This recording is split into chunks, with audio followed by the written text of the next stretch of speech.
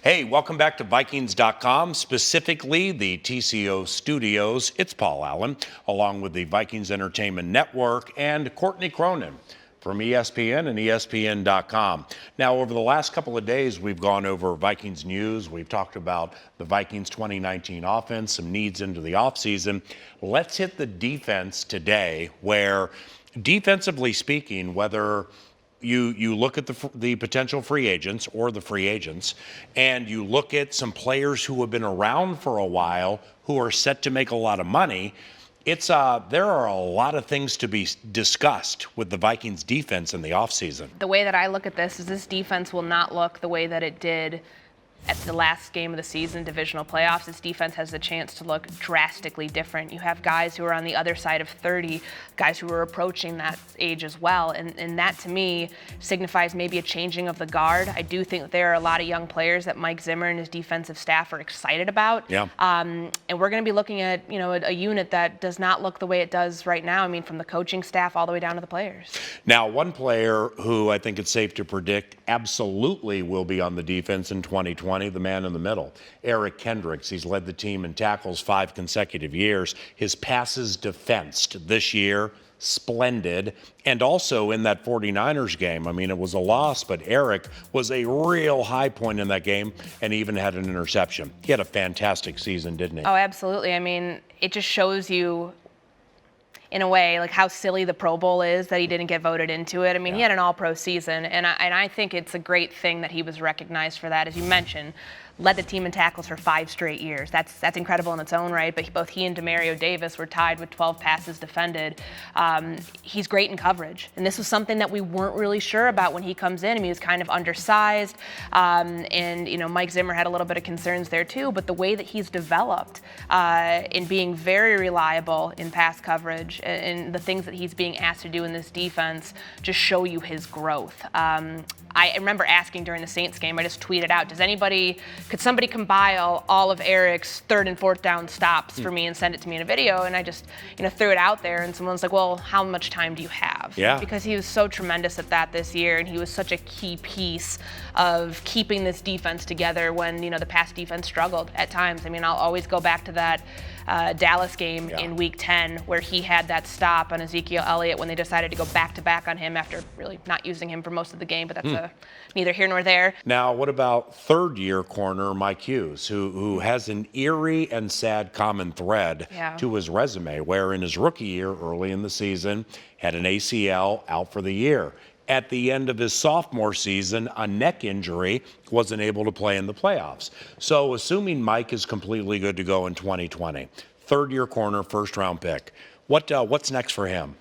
Well, I think he's got to get over that hump. I mean, we saw a lot of times, and I think go back to that game in Detroit where all 3 of them, both Trey Waynes, Xavier Rhodes, and Mike Hughes, got picked apart by Marvin Jones. I mean, that was not a great moment. And, the development that corners have, he's going into year 3. Well, you can also look at Trey Waynes and Xavier Rhodes where they were at in year 3 and think, okay, the trajectory is good. That's kind of the year that Mike Zimmer has mentioned where guys start to get it and they start to, learn how to play the position in his system. So I think that's a great sign for Mike Hughes. Now, staying healthy the entire year, I mean, that's something that he certainly hasn't been able to control. The ACL injury and obviously the neck injury that was perpetuated in practice there. If he can stay healthy, and he might be taking over one of those outside jobs, I mean, the sky's the limit for him. He's a first-round talent. The team obviously loves him. So, I mean, I'm curious to see when we get to see the full breadth of that first-round talent. Now, speaking of the sky's the limit, what about safety Anthony Harris? He finished with 7 interceptions.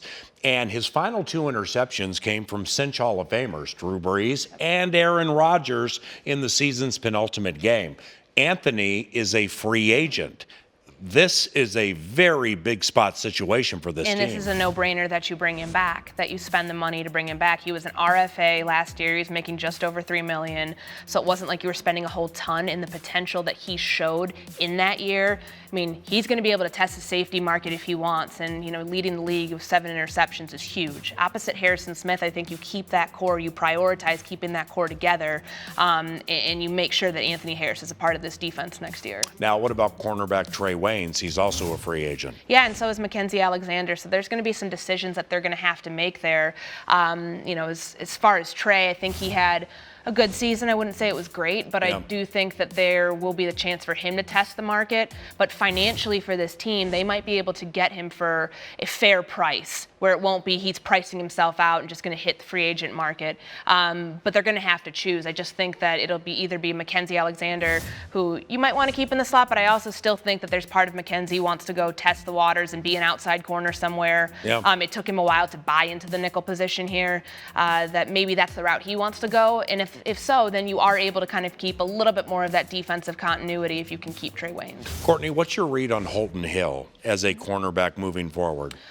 Well, I mean, he was suspended the first 8 weeks of the season, so I don't really have all that much to judge on because when he came back, he played in spurts, in very limited spurts. Yep. But I think it speaks volumes of his talent that he was kept around as long as he's been and has as long of a leash as he has here. So to me, the coaches clearly see something. The personnel department clearly sees something within Holton Hill, and I'm curious when we get to tap into that and kind of see it come to life through OTAs, through mini camp, through training camp, what his ceiling's going to be, because everybody you speak with speaks about some of the best cornerbacks in the building, and his name constantly comes up regardless of how much you've seen him play out there.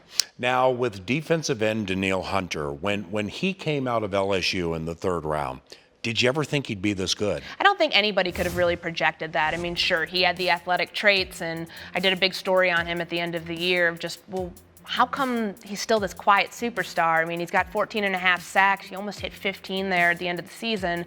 Why is he still flying under the radar? And I think part of that is just his personality. But now that people know who he is and know what his story entails, and just how much better of a pass rusher he became when he got here, his trajectory is going to go way up. I mean, it's kind of scary. He's 25 years old. This is somebody who could very easily be playing another 10 years of his career. And when I spoke with Andre Patterson about this back in December, and just talking about what the story was there, why were you so gung-ho in getting this guy? It's that you can teach somebody to be a pass rusher. I mean, Andre's done it for a long time, but the fact that he came in here with run-stopping abilities that are so underappreciated, even still, I think just when you're looking at his game and evaluating it, that's going to be the key for him taking his career to the next step. And it's kind of scary that we're talking about next step with Anil Hunter when he's had, multiple seasons with double-digit sack numbers. I'm excited to watch the journey and get to kind of see it up close the next few years. So in closing on Vikings defense,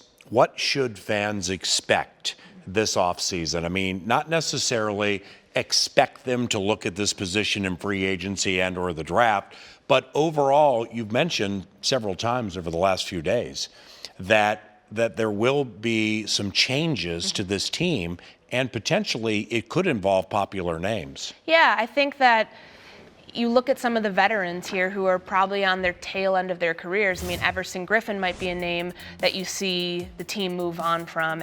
Xavier Rhodes, same thing with him. I mean, there might be some surprise in there as well. But the makeup of this defense, the group that brought this team to the NFC Championship in 2017, I just don't believe that this core is going to be there next year. But as we turn the page to 2020, the priorities, they need to get a 3 technique. That to me was one of the biggest deficiencies of this defense this year, that they just didn't have that interior push. What about Afadi Odenigbo? I mean, they love playing him on the inside there on pass rushing downs. I mean, can you imagine if they had that type of pass rushing prowess, let's call it, where they use that NASCAR package where you're using 4 defensive ends, like they did against the Saints when they moved Anil Hunter and Everson Griffin on the inside. Imagine if you had somebody who could generate that much pressure on a routine basis. And it's no slight on Shamar Stephanie, but Stephen, it's just the strength of his game is he's a run stopper. Yep. They need to get the Sheldon Richardson type back in there. So maybe looking at, however they want to spend that 1st round pick or that 2nd round pick, probably on looking at an interior defensive lineman. Thanks for the help over the last few days. Thank you. Courtney Cronin, ESPN, ESPN.com, and I'm Paul Allen.